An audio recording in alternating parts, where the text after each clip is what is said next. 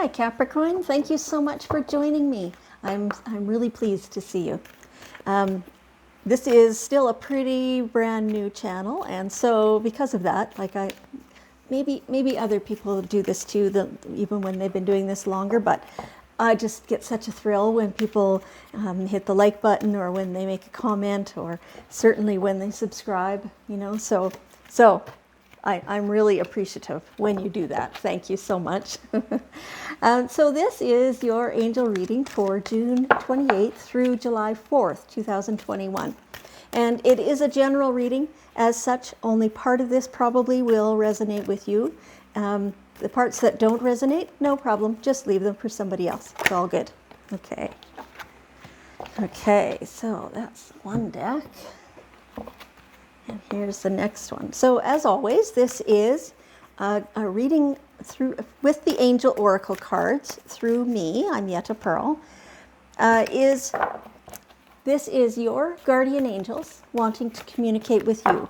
Things that maybe you've been receiving their messages, but maybe they really want to emphasize that with you, or maybe you've not been able to hear them, whatever it is. So they use me as a conduit to get your messages to you. And I'm very happy to do that. So sometimes, we have to kind of play detective a little bit. Hang on. Yeah, this one. And so if I say something that doesn't quite fit, then feel free to adjust that. Just tweak it a wee bit so that it whatever came to mind for you within your life, so that you understand. Like, so if I say, well, this one message is to do with your love life, maybe you feel that's to do with your career, and it's perfectly fine to apply the same thing I'm saying to career instead of to love life. Do you get what I mean? Anyway, who knows what this reading is going to be? We're going to find out in a minute here. Okay, Capricorn, let's see. So there's quite a bit here. The whole beginning of your reading is to do with family. So parenting and children. So this, it depends on your personal situation. So those of you who have children, definitely it's to do with your own children. Those of you who have parents still living, definitely it's to do with parents. So some of you, this is both. Plus, it's yourself as a parent, right? So, everybody has a parent, living or dead. Some of you are parents, and those same people have children. Some of you have children who are maybe not your own biological ones. Maybe you're in childcare, or you're a teacher or something like that. So, most of us have parents or children in our lives, right? So this feels very much like a continuity thing, So what you've learned from your parents, some of those things you're going, I hated that when I was a kid, so I am not doing that with my kids. And some of the things you're like, well, you know what? I liked that about my childhood, and so I'm going to continue teaching that to my kids. And so it's the continuity, it's the continuation of life. It's also like I'm seeing like it's almost like a ladder, a rope ladder. So the connection between one step to the next, to the next, to the next, and keeping those connections clean.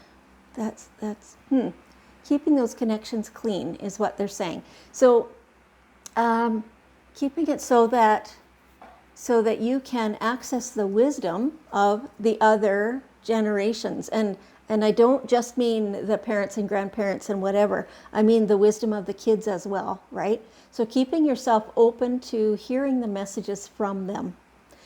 Keeping the connections, if your parents and grandparents have passed on, do you talk to them still? Because they can hear you. And so they like it when you talk with them. So the more you can, if you keep that in mind, and you have a question that your deceased grandfather would have known the answer, well, ask him. And then chances are at some point in the near future, that answer is going to come to you in some way. Maybe the knowledge will just be downloaded to you, but maybe a different person or a book or a YouTube video or something will come along to show you that what that answer is and how to do that thing, right? So being open that way. If your grandparents, parents, whoever are still living, well, keeping the connection alive that way, like reaching out and talking to them, and not only about what they know and whatever, but just hanging out, right? And same with your children, just hanging out. You don't always need to be teaching them something. Just relax and play with them, and just watch them, see how they are, see who they are. It's fabulous. Anyway, that's a big part of your life at this moment. Feels a little heavy. Like, do you see how the picture is so dark? It's a beautiful picture, absolutely beautiful. But the background is a little dark and heavy with the figures in bold light, right? Yeah, beautiful. Anyway, okay. So, what else needs to come in here? I think it feels very much like also to do with family. So the things that you didn't like in your upbringing, it's time to let go of those. Yes, they affected you and still affect you. There's so much that we were taught before we have memory of it that we have no idea really all those things. And it's time though, any of that is not serving you, any of that you're not enjoying, that you're feeling like it's an old belief system, it's outdated for you, it's not yours to begin with anyway, it's time to let go of that. Just get rid of it. And so you're the one who decides how you do that. You can do that. Most people find, I think, that it's easiest to do that just a little at a time, chip away at it. As you become aware of the effect of that on your life and on your behavior and things like that, then change that. Be mindful of it, and then next time you can go, okay, well, I didn't like how I did that thing last time, and so this time I'm going to take a breath first, I'm going to step back, and I'm going to choose a different action or reaction. And so that's, I think, how a lot of people do it. There's also, using your angels to ask them to directly take that thing out and replace it with this. And it's very effective. Sometimes it's easier to do that with somebody to kind of guide you through it, but often you can do that just on your own. So however it works for you, getting rid of that old stuff, and that's going to make room for you to deliberately put in what you want to be there instead. Yes. So, beauty. Beauty. What does beauty mean to you? What does beauty mean to you? Chances are most of us first think of what we see, right? The green grass outside, I find very beautiful. I enjoy it. I love it. People, we see if they are beautiful, or if, in our opinion, maybe they're not beautiful. But the most important beautiful thing to notice about yourself and about anyone else is how they are on the inside. How do they feel about people? How do they treat people? And so if you're thinking that you, at different times, have treated people poorly, well, it's up to you to change that up now for the future. You can't go back and change the past. Although, if it's something it's appropriate to do this, you could go and say, I'm sorry for having done that. I've learned now, or, if that fits your situation, whatever. But certainly going forward, now you know to not act in that way anymore, because it's not beautiful. And same for other people. Do they act in their integrity? Are they trying just to protect themselves? Are they trying to set their boundaries? Or are they trying to be a jerk? Like, there are those people who that's their whole goal. And you don't necessarily know what that is, what their driving motivation is, but sometimes you can find out. But either way, do you see that as beauty or not? And so it's really a guiding force for how you yourself would like to behave and to be with people and to be with yourself, right? Yeah, beauty is different for everyone. So good thing, because otherwise we would all reject the same thing, right? Instead of some being for that, right? Okay, so it's time.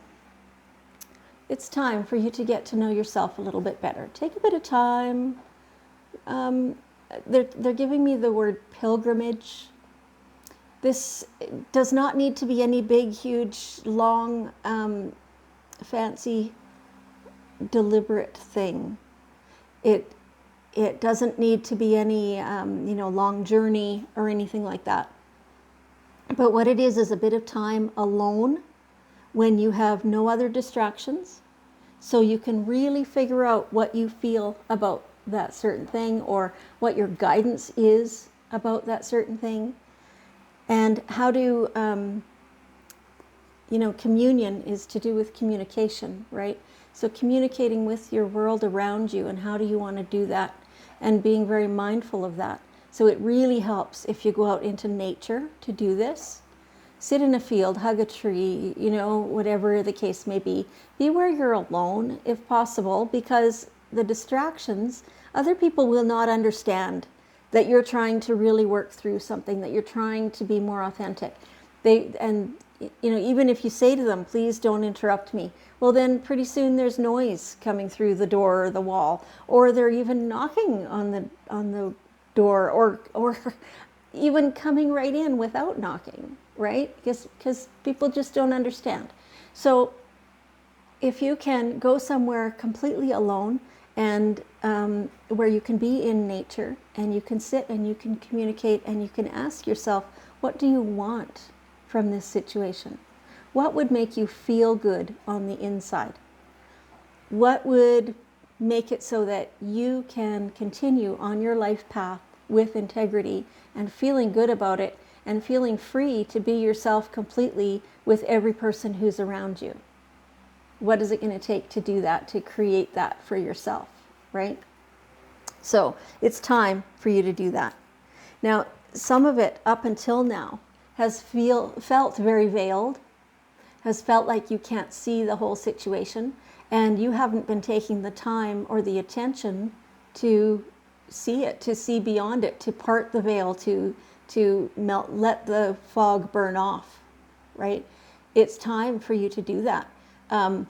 Some of this fog is because you're so busy, you've got so much going on, you've got too much from all directions, and so it's time to just slow down a bit, have some time in nature to know your own self, and allow the fog to lift so that you can get the full true answer, so that you understand where you're coming from and what you have to do next, right? Other than just work your butt off, right? Yeah, it's time to take a breath, and that's just exactly what they're giving me. It's just that deep breath to slow down a little bit, to give yourself a breather, to let yourself understand what's happening, right? Yeah. And then we come to the purification. So what a beautiful card. Standing out in the rain, just letting that wash everything away. Beautiful. Love that. Oh, that feeling of just like the cool raindrops, and how you get wet and you turn your face up to the rain, and how it just washes you clean. Ah, amazing. Amazing. Love that feeling.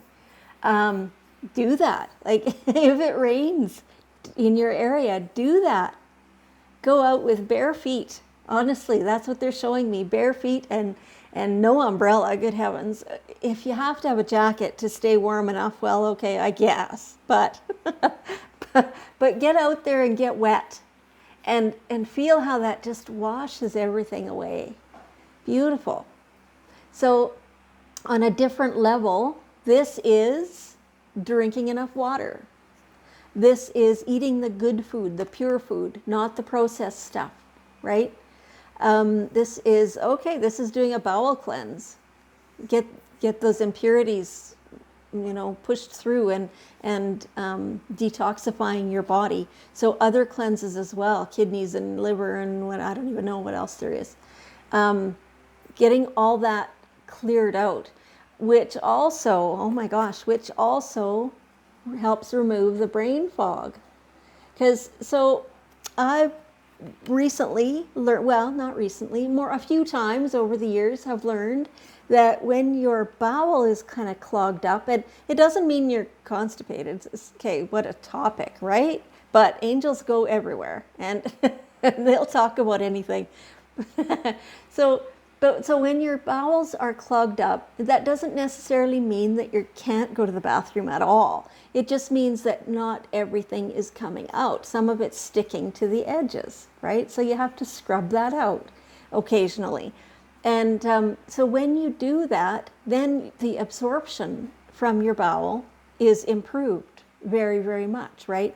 Which means that you can get the nutrients from your food. It means that those toxins which were stuck on the sides are now gone, and which means that you have less toxins in your body, which means that your brain works better. I mean, I'm sure there's other steps in there, but that's the basic thing. So when you detox, when you purify your body, then your brain also works well. You can think better, and things that seemed difficult emotionally suddenly are like, I can handle that, no problem, right?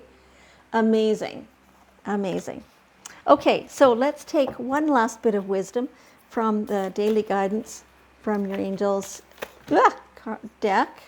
Okay, angels. No, they're telling me this is too many. They all kind of flew out. It's this one. Okay, release and surrender. So still on the same topic of the detoxification and being purified. Releasing what no longer serves you, and surrendering that idea, surrendering your energy. You've been working really hard at something, and the harder you work, the more you push against it, the harder it gets. Take a breath. Surrender to it. Say, I guess I'm not going to be figuring this out right now. I guess that I'm just going to go with the flow. I'm going to let it be easy. And then actually do it. Actually relax about that and say, okay, whatever happens, happens. And so they're showing me that it is that, but it's also knowing what you want. If there's a situation that you've not been feeling good about, you, with probably not very many words or not very much action, can change it for the better, right? And so release and surrender. So surrendering your own ego-driven thoughts is what it feels like, or somebody else's ideas that you think you have to follow through on somehow. That it feels like some of this doesn't come from you, that you're taking it on, but it's somebody else's. So whether this is at work and that their priorities are different than yours, but you feel like you have to push against it and do their stuff before you can do your own, or for some of you, maybe it feels very much like it's at home for some of you, that there's someone whose ideas are different from yours, and that you're trying to honor that, but really it's not natural for you to do that, and so you just want to be your own self and how you would normally do it. You don't want to have to use their ideas as your own. Surrender to that and just say, you know what, that's not me. This here is me, and I just want to love everybody, and so that's what I'm going to do, right? Yeah. Okay, so that feels really good, Capricorn. Okay, so let's take a minute now and send a whole bunch of acceptance and love and some of that purification, rain to the places that need it, sunshine to the places that need that, And let's just all grow together. Okay. Oh, beautiful. Amazing, Capricorn. Thank you so much. I love you, and I'll see you again next week.